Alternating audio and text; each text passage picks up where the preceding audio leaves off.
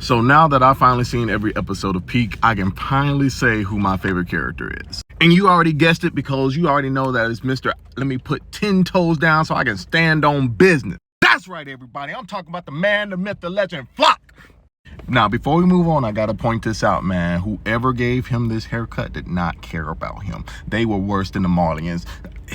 My boy, don't ever let them do that to you again. You see, and the most beautiful part about Flock is that he's a normal dude, right? He don't got nothing special going for him. He's not one of the top, well, I guess he was a top 10 because he used to be in the military police. But like, other than that, he has no like shifting powers. He's just a regular dude who got some really bad advice one time. This man not only once, but every time this man speaks to somebody, he tells them, if you work for me, you're gonna die. Like, if you walk in a job interview and you see somebody that looks like Irvin Smith, don't sign up for the job, bro. I'm just gonna be honest with you. Do not sign up for the job. And it's crazy because this man must have got his persuasion, like he has a persuasion perk from a Bethesda game, because this man talks so many people into dying.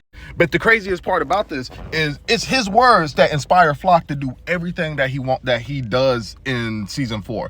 And the crazy part about that is Flock does not like this man. Like, out of all the people to survive that Zeke, it was Erwin on his deathbed and Flock carrying this man.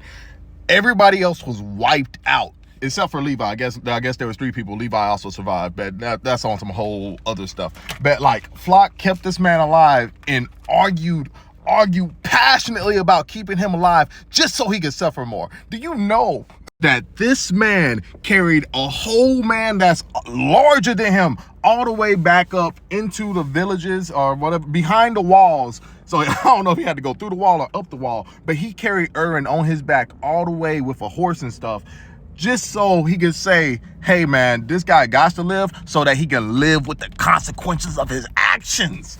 Now, in any other circumstance, it's crazy that anybody survived that. But after that, Erwin Smith got to go and live his whole happy afterlife, and Flock had to stay, and that woke up that dog in him. I would not be surprised if this man didn't have Erwin's words in his mind every night when he was trying to sleep, because like, you do not go this hard for somebody you don't like. But this all goes back to the same thing of circumstances, man, because like, at the end of the day, Flock was just some dude who signed up to be in the military so that he could live an easy life.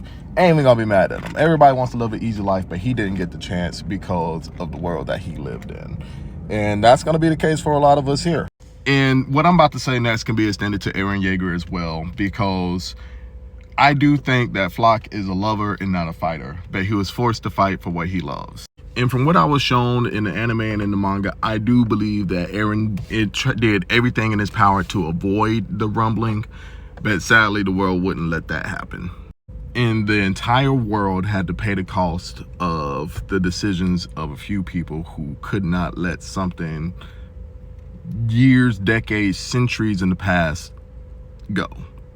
And I love that this show exists because I think it gives the people who have the privilege not to go outside and see a war being fought in their neighborhood to sit down and say, look at it and be like, our lives are more important than the decisions of a couple world leaders. You know what I mean?